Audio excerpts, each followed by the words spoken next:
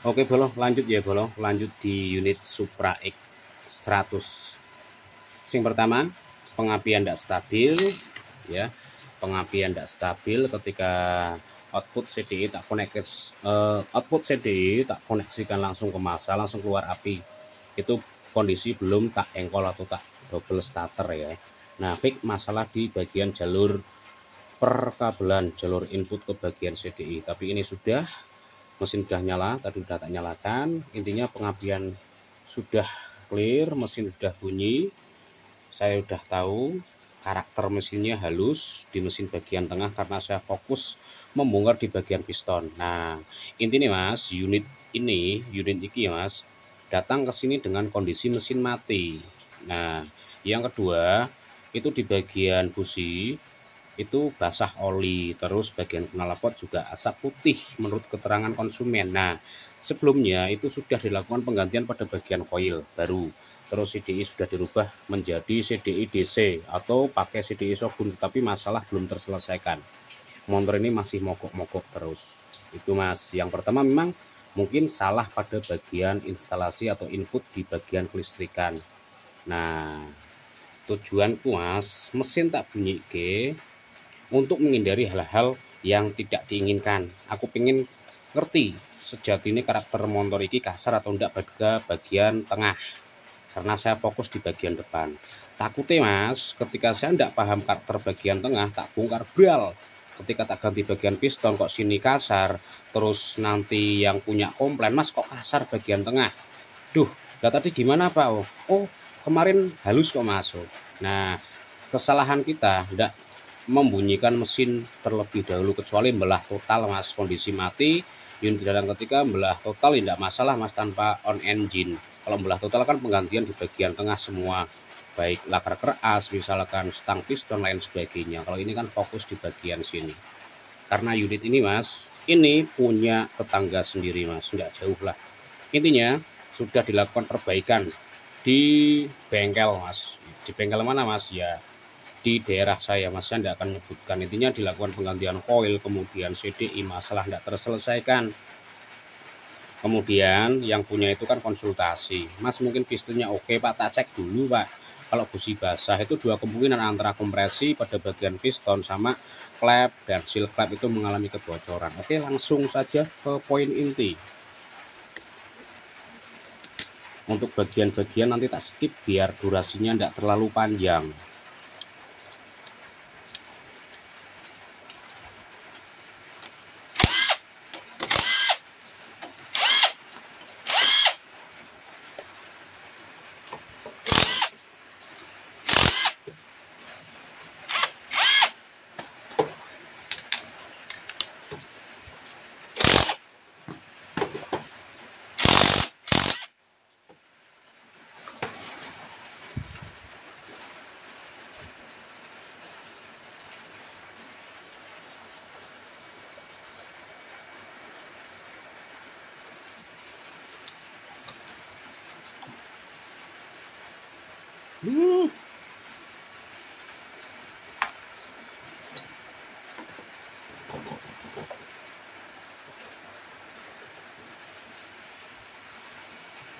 Oke, kita perhatikan bersama-sama. Monggo Pak, di bagian ruang pembakaran punya jenengan. Nah, monggo Pak. Di sini Pak terjadi kelembapan oli, di mana oli itu masuk ke bagian ruang pembakaran, ke bagian sistem ruang pembakaran Pak. Di mana ketika terjadi kompresi dinamis dan statis, kemudian busi memercikan api, jeder, terjadi nah terjadi daya dorong piston. Nah, ketika piston atau seal klep mengalami kebocoran, oli yang masuk ke sini mas, kemungkinan besar ya mas, disebabkan dari ring bilas atau ring piston itu sudah mengalami aus. Itu mas. Nah, ini mas, makanya untuk unit ini tetap mogok-mogok terus mas. Kasusnya sama, hampir sama seperti win putih. Nah, untuk teman-teman ya, ketika jenengan menjumpai businya itu cepat basah seperti ini, itu dua kemungkinan mas, bisa dari setelan karbu. Tetapi kalau setelan karbu itu beda lagi mas kasusnya. Kalau ini V kan berarti prediksi awal benar. Yang bermasalah di bagian piston bisa 50%, karena ada dua kemungkinan antara piston, ring piston, dan piston itu sendiri sudah tidak bisa menahan kompresi, dinamis dan statis. Kemudian pada bagian, nah di sini terjadi kelembapan pada bagian seal clap. Pada bagian seal clap itu terjadi kelembapan oli ya. Nah itu kelembapan oli yang in, yang X. Kalau yang X jarang mas, yang X misalkan seal clapnya mengalami kebocoran itu langsung terbakar, tetapi ini juga lembab. Nah, ada lembab oli, berarti fix seal clap mengalami kebocoran. Dua-duanya baik in maupun X. Kemudian lanjut pengecekan pada bagian piston. Pengecekan pada bagian piston ya. Ring 1, ring 2, dan ring bilas atau ring cacingnya. Untuk olinya mungkin kebanyakan Pak jenengan. Oke ya, untuk pada bagian piston sudah tak lepas bagian. Nah, tinggal tarik seperti ini. Bentar, tak skip dulu, ini macet prosesnya.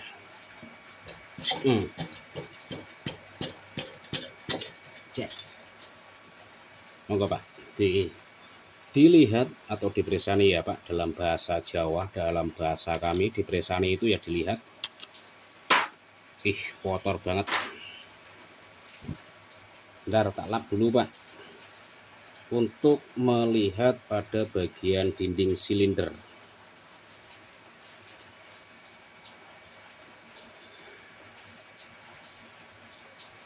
Bentar, tak lap. Oke, perhatikan pada bagian dinding silinder. Di sini tidak terjadi goresan yang sangat ekstrim, namun punya jenengan ada sedikit baret Pak. Nah, ada sedikit baret. Nah, di bagian sini itu baret, terus di sini itu tidak ada baret, lebih dominan ke bagian bawah ya Pak. Sama kalau atas, kalau ini bukan baret. Nah monggo Pak. Nah di situ ada semacam kayak korosi. Tak lap. Nah monggo Pak. Nah tak zoom. Nah ada bintik-bintik semacam korosi ya. Nah ini wajib oversize Pak, wajib oversize. Kemudian pistonnya, piston. Nah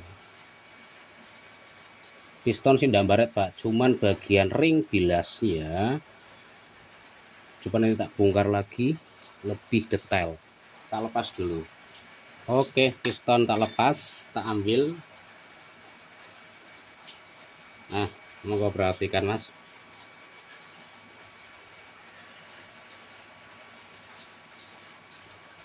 Piston enggak begitu parah ya.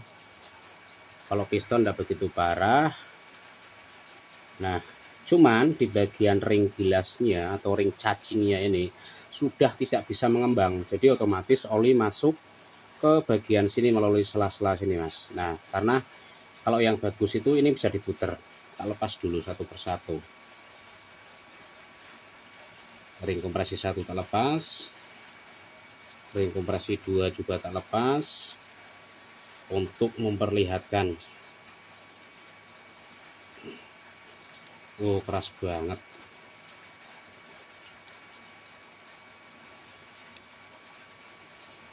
Nah ring ini Mas, ring bilas sudah tidak berfungsi dengan baik.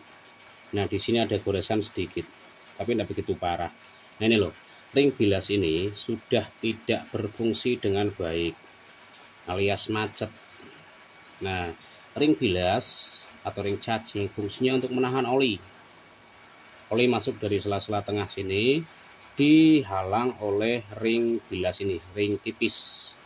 Ketika ring ini kok macet, tidak bisa mengembang dan tidak bisa diputar, otomatis oli menyusup dari tengah sini ke sini, cret. Oli kan ada yang dari sini. Nah dari lubang ini, ketika ini macet, oli masuk ke sini, cret. Nah terjadi penumpukan banyak oli di sini. Ketika terjadi pembakaran antara kompresi, BBM, dan pengapian, oli tidak bisa terbakar secara sempurna.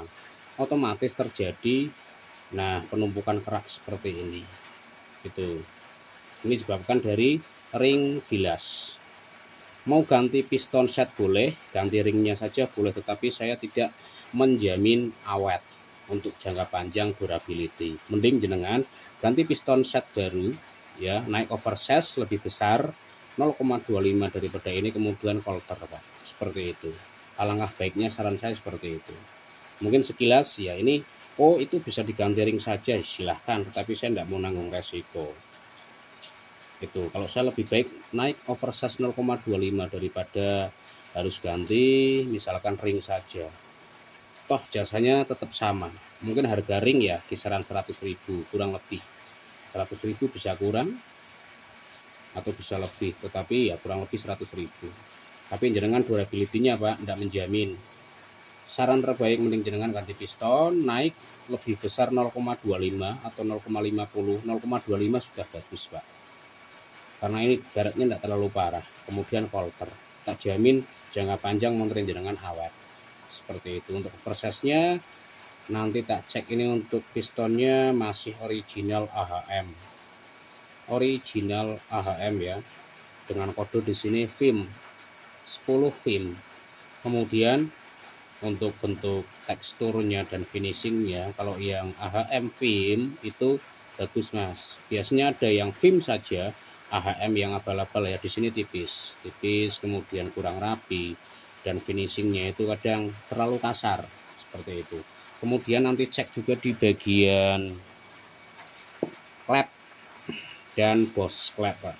Oke Pak, wajib pengecekan di bagian bos klep. Ketika bos klep dan batang klep itu longgar ya wajib dilakukan penggantian yang namanya bos klep, seperti itu. Kalau seal klep wajib, kemudian skor ulang, seperti itu. Oke lanjut ya, sebelum ke pengecekan pada bagian bos klep tak jelaskan dulu sedikit. Nah, kenapa pada bagian ring bilas atau ring cacing ini mengalami macet Mas? Nah kalau diperhatikan pada bagian ring bilas atau ring yang tipis ini ya, banyak terjadi penumpukan sisa-sisa oli. Nah ini Mas, kok bisa Mas? Iya, karena bagian ring bilas bawah ini Mas, itu berkaitan langsung dengan input oli dari sini, karena di sini kan ada dua, di sini juga berlubang, di sini juga berlubang. Ketika dari sini input oli dan ini mengalami penumpukan residu atau kerak seperti ini, otomatis ini tidak bisa mengembang, tidak bisa menahan oli secara maksimal, otomatis ya oli mensup ke sini, seperti itu. Kok misalkan ini cuma dibersihkan saja bisa enggak Mas? Bisa, pasti bisa, nanti dia elastis, tapi untuk durability keawetannya itu tidak jamin Mas, itu. Nah kemudian kalau dilihat dari jaraknya ini ya, sudah terlalu longgar, makanya oli masuk ke bagian depan piston. Monggo dilihat ring kecil atau ring tipis ya, ring bilas itu sudah terlalu renggang untuk jarak jarak gapnya ya, sudah terlalu renggang.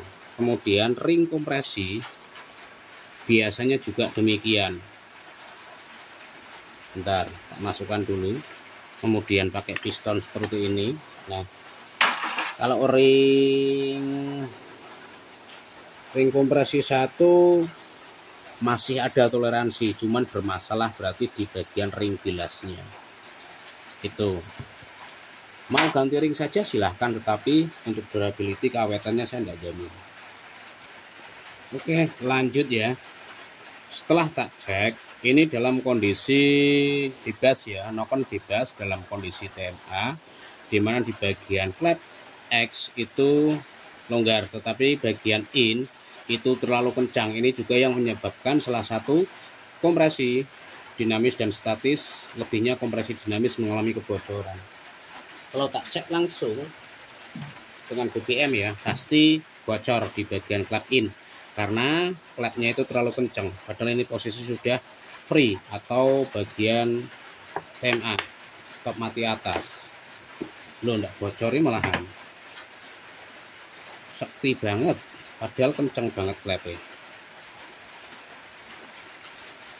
cek dulu pada bagian ghost clap ya, salah prediksi berarti, tapi kok kenceng banget clap ya. Yes. Oke, lepas satu persatu untuk nokon as. Nah, nokon as jenengan Pak, pada bagian nokon as punya jenengan tak cuci tangan dulu biar tidak kotor-kotor banget, leler mencelekit. Nah, pada bagian nokon as Pak punya jenengan ini sudah habis. Nah, monggo Pak presani sekalian tak analisa semua nokon as Pak punya jenengan. Mungkin unit ini Pak pernah kehabisan oli atau kekurangan oli, lihat di bagian sini. Nah, di bagian liftnya sudah mengalami pengurangan cukup banyak. Nah, ini pengurangan cukup banyak. Tidak diganti gimana Mas? Tidak masalah, cuman untuk akselerasi tenaga pasti berpengaruh Pak. Nah, ini nokon as jenengan bermasalah, wajib ganti nokon as punya jenengan. Itu ya Pak, wajib ganti nokon as. Misalnya tetap kekeh mempertahankan ini ya tidak masalah Pak, suara tetap halus tapi tenaga halus, tapi saya yakin ketika panas motor ini pasti kasar banget, pasti kasar banget. Masalah punya jenengan juga olinya sudah over. Terus pengecekan pada bagian ghost clap sekalian.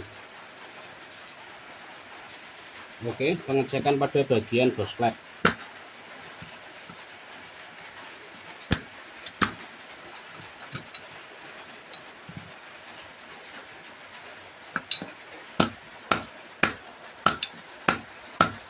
Kencang banget. Oke, skip sih prosesnya, terlalu lama. Oke ya, untuk bagian klep sudah tak bongkar. Nah, ini untuk mengecek pada bagian bos klep. Kalau saya Mas Pak, ketika mengganti piston bagian sini juga wajib tak bongkar, tak ganti punya jenengan. Untuk seal klep untuk seal klep ya Pak sudah mengalami aus. Nah, monggo punya jenengan untuk bagian seal klep Pak sudah mengalami aus dan ini sudah pernah dilakukan penggantian. Dua-duanya juga sama, sudah mengalami aus bantet di sini Pak. Nah, kemudian bagian ghost clap punya jenengan juga sudah mengalami kelonggaran. Sudah mengalami kelonggaran ya Pak. Punya jenengan ghost clap. Oh, bentar. Just. Nah, ini Pak untuk bagian klep X ya punya jenengan. Nah, longgar Pak, oblak. Terus yang in juga longgar Pak, oblak.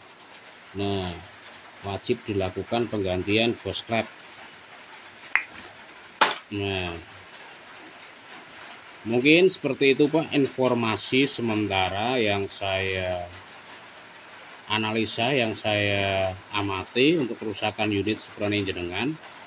Berarti ganti ghost clap in dan X, kemudian skor ulang, ganti seal clap, terus ganti piston, holter, terus nokon as berarti Pak. Seperti itu untuk parts ketiga atau untuk tahap unit in rain atau on engine nanti pada bagian tahap ketiga. Terima kasih, semoga bermanfaat.